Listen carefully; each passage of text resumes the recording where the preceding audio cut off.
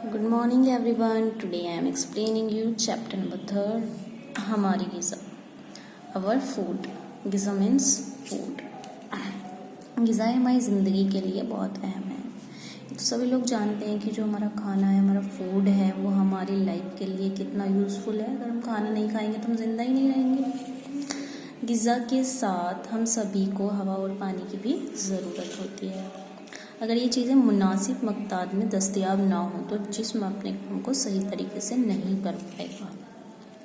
हवा के बगैर हम एक पल भी नहीं रह सकते हैं. पानी के बगैर कुछ दिनों तक ज़िंदा रह सकते हैं.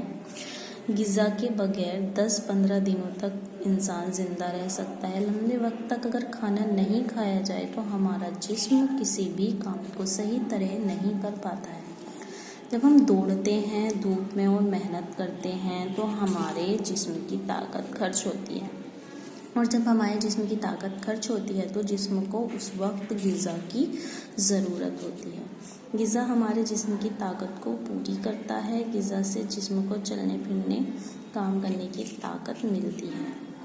इसके साथ साथ हमारे जिस्म की हरारत भी बरकरार रखती है और इससे मुनासिब मक़दार में खून और गोश्त भी बनता है और हमारी हड्डियों को मजबूत करने में मदद मिलती है.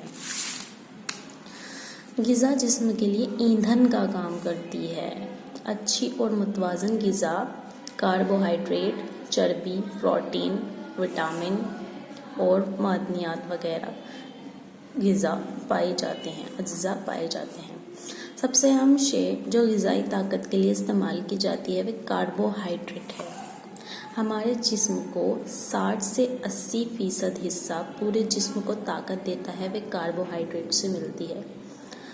कार्बोहाइड्रेट की कमी से जिस्म कमज़ोर हो जाता है. मतलब अगर जिस्म में हमारे कार्बोहाइड्रेट की कमी हो जाती है तो हमारे जिस्म में कमज़ोरी आने लगती है. कार्बोहाइड्रेट गेहूँ, जौ, मकई, ज्वार और बाजरा जैसे अनाजों में पाया जाता है. इनके अलावा फलों, सब्जियों और दूसरे पौधों के ज़रिए भी कार्बोहाइड्रेट की बड़ी मक़दार हमें हासिल होती है. चिकनाई और चर्बी में ऑक्सीजन काफ़ी कम होता है, इसलिए ये कार्बोहाइड्रेट के मुकाबले ज़्यादा ताकतवर होती है. खुराक में चर्बी की थोड़ी मक़दार की मौजूदगी ज़रूरी है. हमें ये चर्बी मक्खन, घी, पनीर, दूध, अंडे की जर्दी, खुश्क मेवे यानी ड्राई फ्रूट्स, गोश्त और तमाम तेलों से हासिल होती है. प्रोटीन भी हमारे जिस्म की बढ़ोतरी के लिए बहुत ज़रूरी है. यह हमारे जिस्म को बनाने और इसकी टूट फूट की मरम्मत करने में मदद करता है. गोश्त, मछली, अंडे, दूध, मूंगफली, सेम और सभी तरह की दालों में प्रोटीन मिलता है, लेकिन खुराक में इनकी मुनासिब मौजूदगी निहायत ज़रूरी है. ये उम्दा सेहत और जिस्म की नशोनुमा यानी बढ़ोतरी में मददगार साबित होता है. आमतौर पर विटामिन की 15 किस्में होती हैं. अगर इनमें से कोई मौजूद ना हो तो मतलूबा मक़दार से कम हो तो इंसान बीमार पड़ सकता है. हमारा जिस्म विटामिन डी के अलावा और कोई भी विटामिन तैयार नहीं कर सकता. मतलब जो विटामिन डी है वो हमारा जिस्म खुद तैयार कर लेता है, लेकिन उसके अलावा और कोई भी विटामिन वो तैयार नहीं कर सकता. इसलिए बाकी विटामिनों को ऐसी ग़िज़ाओं के ज़रिए लेना चाहिए जिनमें मौजूद हों. गाजर, मक्खन, पालक, हरी सब्जियां और मछली वगैरह. विटामिन ए के अच्छे ज़रिया हैं. विटामिन बी सभी तरह की हरी सब्जियां, दूध, गोश्त, अंडे, मछली, टमाटर, मूंगफलियां और कलीजी वगैरह से मिलता है.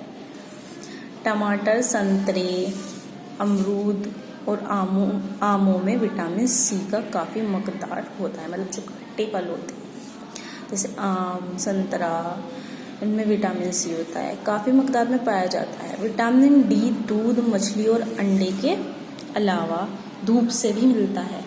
इसी तरह विटामिन ई भी ऊपर लिखी हुई ग़िज़ाओं के मुनासिब मक़दार में मिल जाता है. ग़िज़ा की तरह पानी भी हमारे जिस्म के लिए बहुत ज़रूरी है. हमारे जिस्म की ज़रूरत का तकरीबन 3/4 हिस्सा पानी खाने को हज़म करने, जिस्मानी हरारत को बरकरार रखने और जिस्म के गैर ज़रूरी मादों को बाहर निकालने में मदद करता है। ग़िज़ा कितनी ही बेहतर और मुतवाज़न क्यों ना हो, ज़्यादा और बार बार खाने से सेहत के लिए नुकसान साबित हो सकती है। इसलिए हमें खाने की औकात के अनुसार औकात के साथ साथ अपनी खुराक का भी लिहाज रखना चाहिए।